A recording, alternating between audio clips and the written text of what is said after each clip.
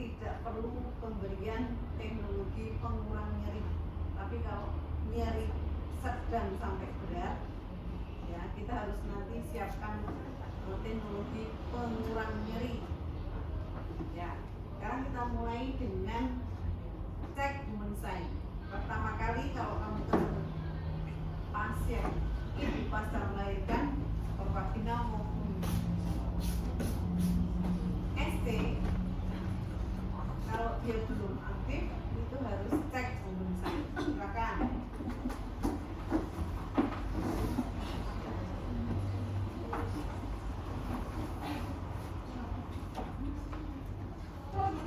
Cek human sign, jangan lupa loh. Ayo, Alia, lupa toh.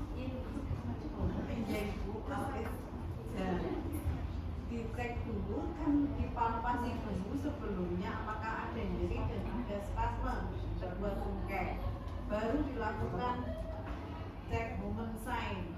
Periksa dulu sebelumnya, periksanya ya ditepuk dan dipalpasi ada nyeri atau tidak. Tapi yang baru berapa minggu aja wes sudah lali.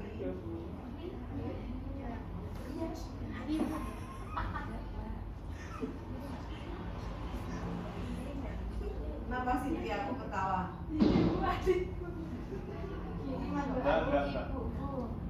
Ya, dicek dulu apakah sudah ada spasme atau nyeri di situ. Karena nanti kalau sudah dicek human sign harus ditanya nyeri atau tidak. Kalau nggak kamu tanya, yo pasiennya nungguin no. Kalau nyerinya sifatnya seperti apa harus ditanyakan, dipastikan. Andini gimana?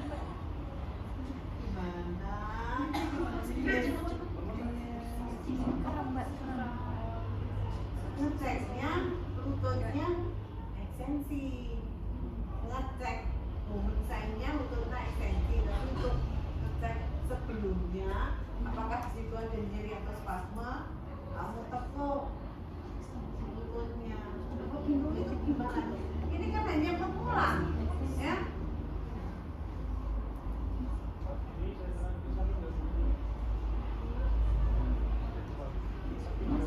Dua-duanya dilakukan, baik kanan maupun kiri. Sudah? Diputus? Belum. Ayo lakukan. Iya. Nggak usah diangkat gitu. Aduh, kita coba. Orang judek kayak ini. Sudah dipastikan tidak ada human sign positif, artinya Anda aman untuk memberikan latihan. Kemudian Anda harus pastikan kedua tungkai itu tidak ada masalah, karena blok epidural lumbal kalau sampai terjadi kesalahan ataupun komplikasi, bisa saja kedua tungkai menjadi paraparesis atau lemah. Ya, kamu pastikan kedua tungkai tidak ada masalah. Kira-kira gimana coba?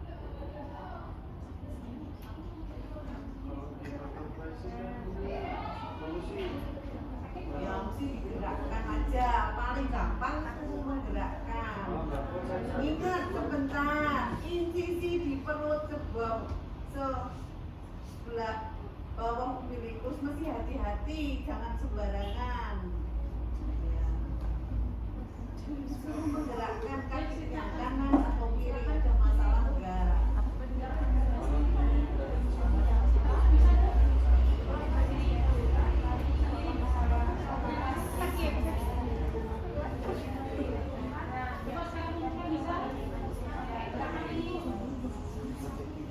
Ya, jadi kamu pasti bahwa ini tidak ada masalah. Kemudian kamu mulai melakukan latihan aktif baik untuk anggota gerak atas maupun anggota gerak bawah. Latihan aktif anggota gerak belah atas maupun anggota belah bawah. Jangan bingung. Sudah semester 5.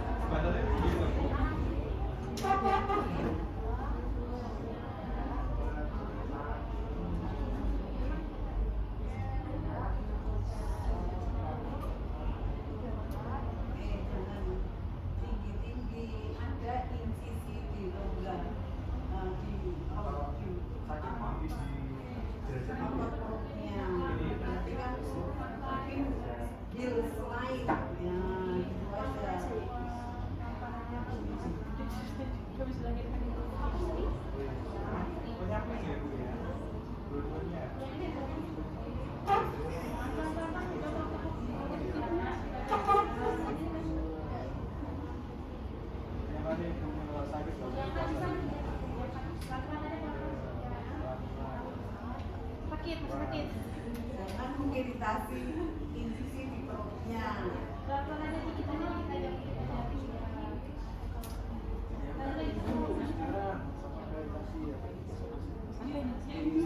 Kalau pakai rotasi terang itu kan mesti akan lebih banyak.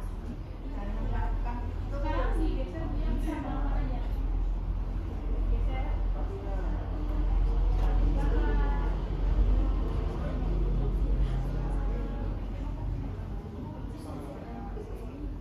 Kira-kira jelas nggak? Semua aktivitas boleh dilakukan untuk anggota bawah maupun atas, tapi jangan sampai mengiritasi otot.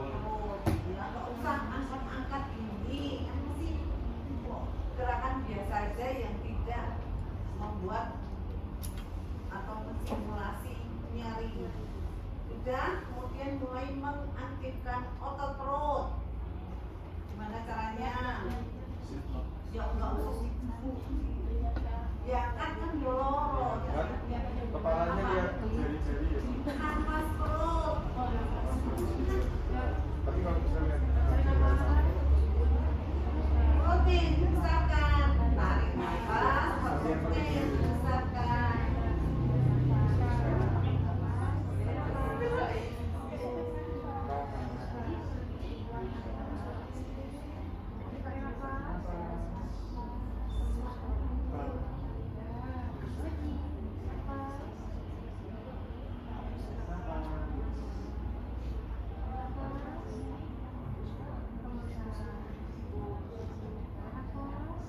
Tunggu. Sekarang latihan transfer dari berbaring terlentang ke berbaring miring, kemudian duduk, berdiri. Itu yang angkat kakinya jangan tinggi-tinggi.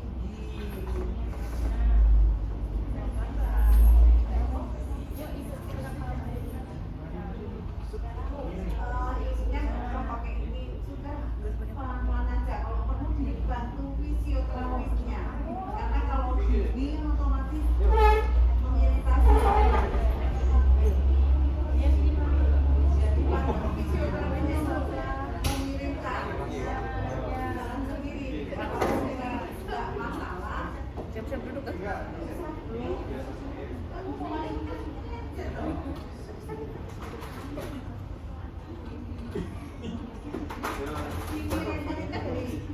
posisinya seperti ini, miring dulu, set. Kakinya bisa ditekuk sedikit, pelan-pelan.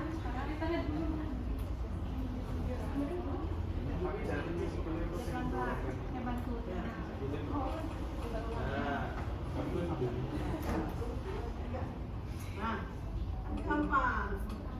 Terus mulai dari tekuk kaki yang berlawanan. Kalau mau ke kiri ya kaki kanan ya dimiringkan. Pegang pantat pelvisnya sama badannya. Kayak mau jatuh kan? Kakinya diturunkan.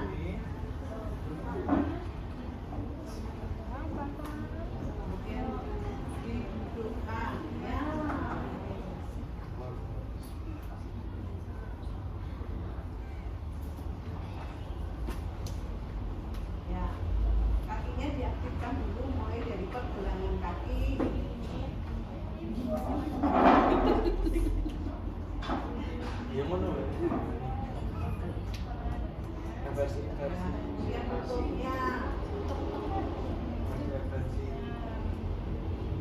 Nanti juga main ya. Jangan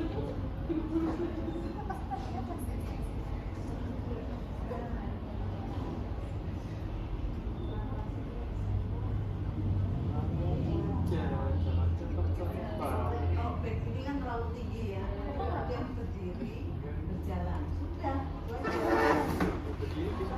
Nah, kompak. Kalau ini bisa cepat lagi mampu. Ini main tepung. Jalan dulu. Ayo masuk ke sini. Seperti kawan. Rumah sakit kan ya seperti ya. Iya. Ya, Ganti bednya. Coba deh. Iya.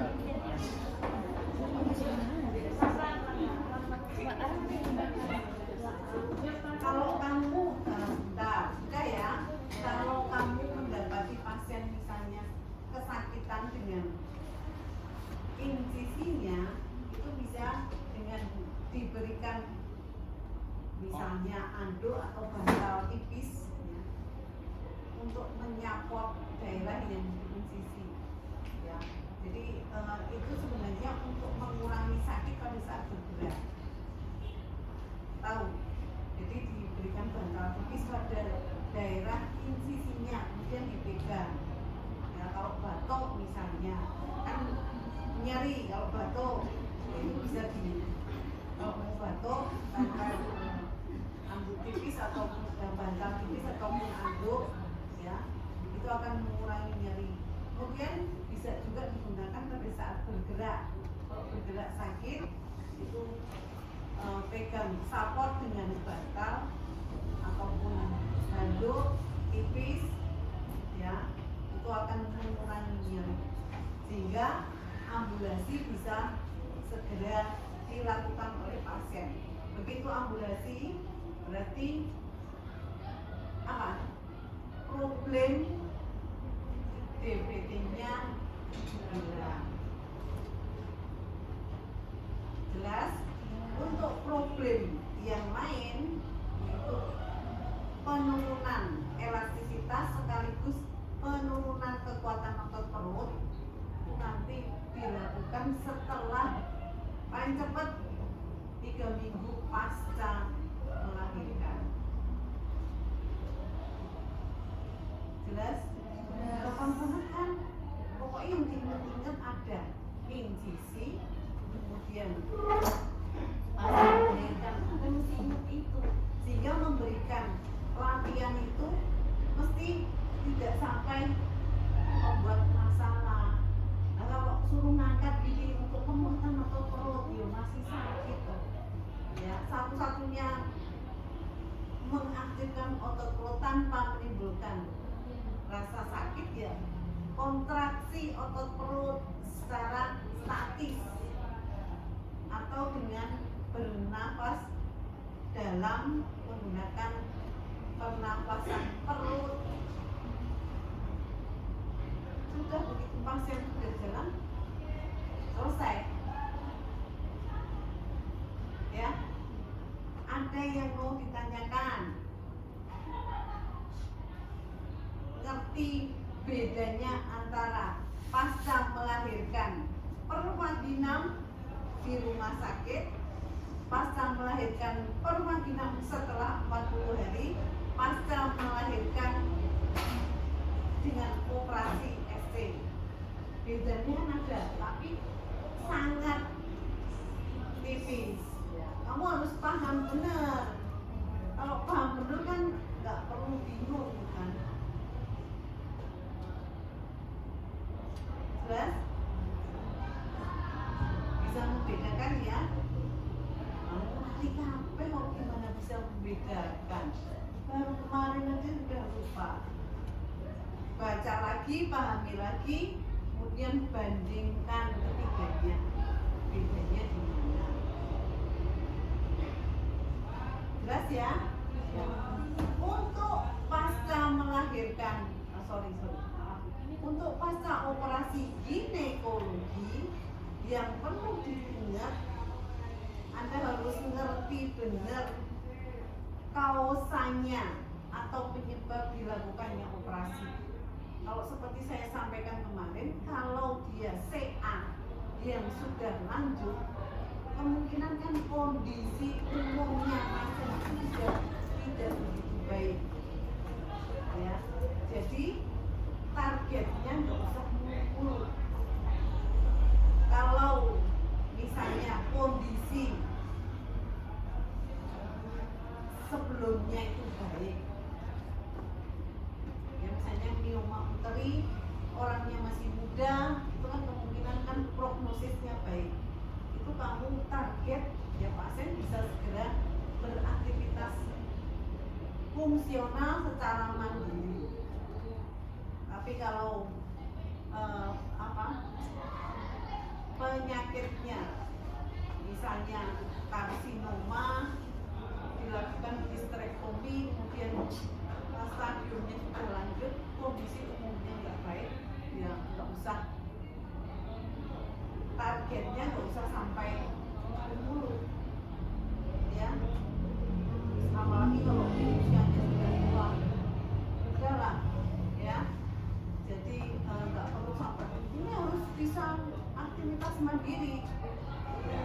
Jadi sekali lagi harus dilihat kasus per kasus, ya. Karena pasca operasi untuk kemarin kan juga problemnya hanya nyeri, kemudian kalau di pasca operasi kan nggak ada dinding, ya, hanya nyeri, kemudian risiko untuk menurun aktivitas fungsionalnya.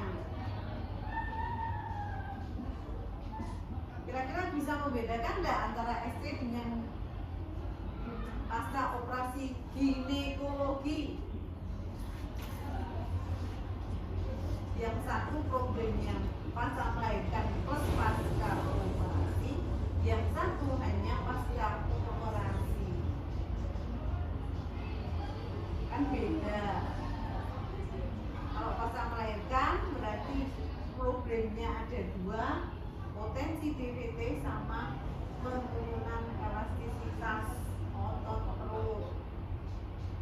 Kalau pasca operasi hanya nyeri sama potensi penurunan kekuatan otot perut. Agak beda, ya. Kalau SC ada penurunan elastisitas karena tadinya hamil, kemudian pasca operasinya potensi penurunan kekuatan. Kalau hanya operasi ginekologi, penurunan kekuatan saja, kan enggak awal dengan hamil. Nanti latihannya juga berbeda. Kemarin latihan untuk meningkatkan elastisitas dengan apa? Kemudian kalau latihan untuk menguatkan otot perut dengan apa? Ini dua hal yang berbeda. Bingung nggak?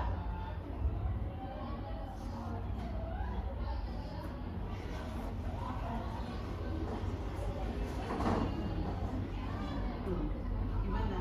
Kalau pasca melahirkan kan berarti penurunan elastisitas. Teknik latihannya gimana? Kontraksi berulang-ulang. Tapi kalau penurunan kekuatan, teknik latihannya adalah meningkatkan kekuatan dengan latihan ditahan itu loh. Latihan meningkatkan kekuatan dengan otot perut. Kan kemarin kan misalnya tekuk, tahan berapa hitungan. Kalau untuk meningkatkan elastisitas hanya gerak terus, kontraksi, relax, kontraksi, relax, kontraksi, relax. Jelas? Tidak bingung? Sebenarnya kan gampang banget tuh. Yang penting kuncingnya kamu pegang. Terus jangan lupa yo wis to, lupa, lupa. Ada yang mau ditanyakan? Ayo, sekarang latihan penguatan otot perut untuk meningkatkan otot perut.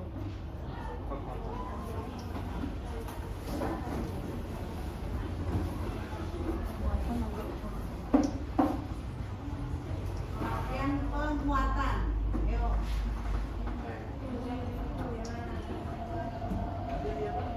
Jadi kaki ya.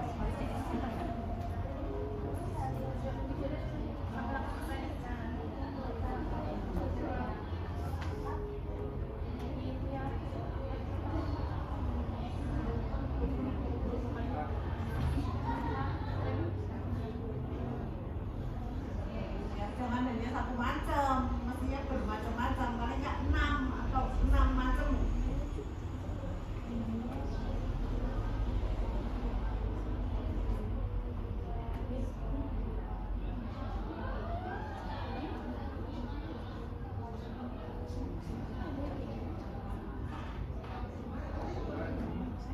Karena semuanya nggak belajar, jadi yo sama-sama nggak kan ya.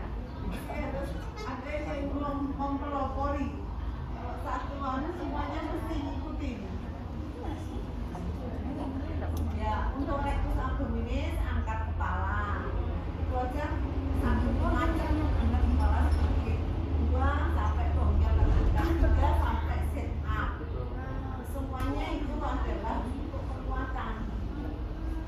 Ya, untuk obliquus internus menyilang, tapi mesti dengan ditahan, ya kan, karena kekuatan.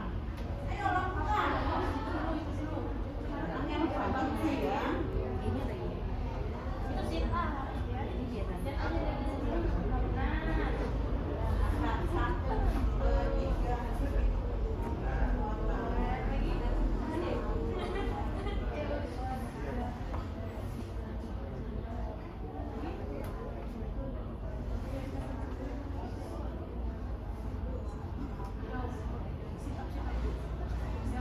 Bisa.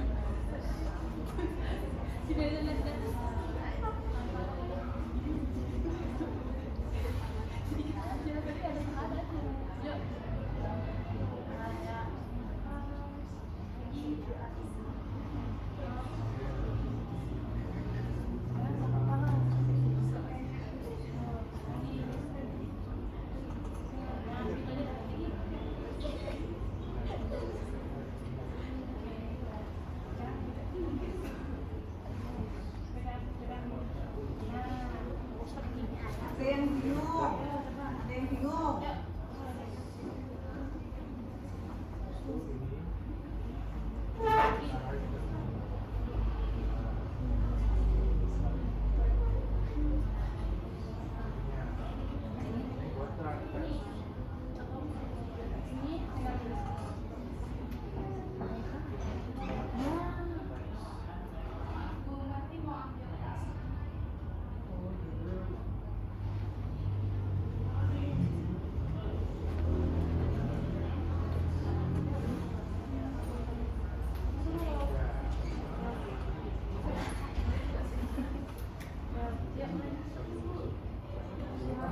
Oke, cukup.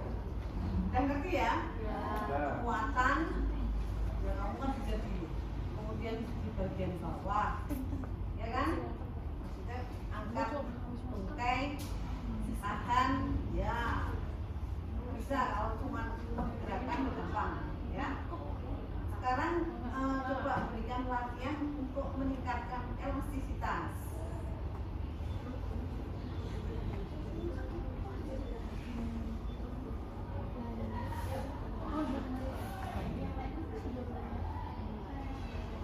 Elastisitas itu tanpa ditahan, hanya kontraksi, relaksasi, kontraksi, relaksasi.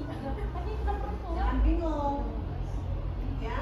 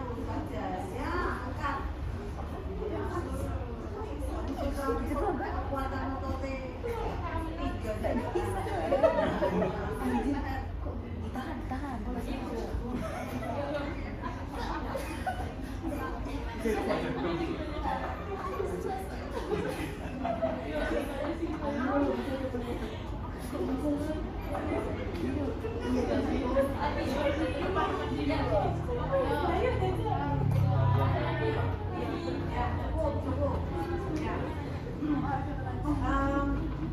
Khusus untuk pasca SD itu latihan penguatan jangan langsung seperti ini ya, hasilnya nanti bahaya.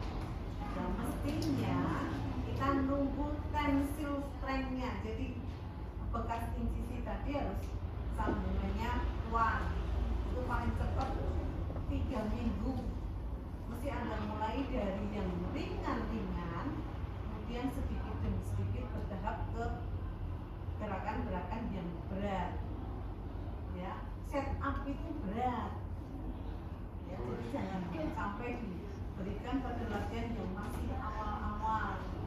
Awal-awal mestinya hanya melihat ujung jari, ya. Udah seperti itu. Ada yang mau ditanyakan? Sudah selesai, silakan keluar.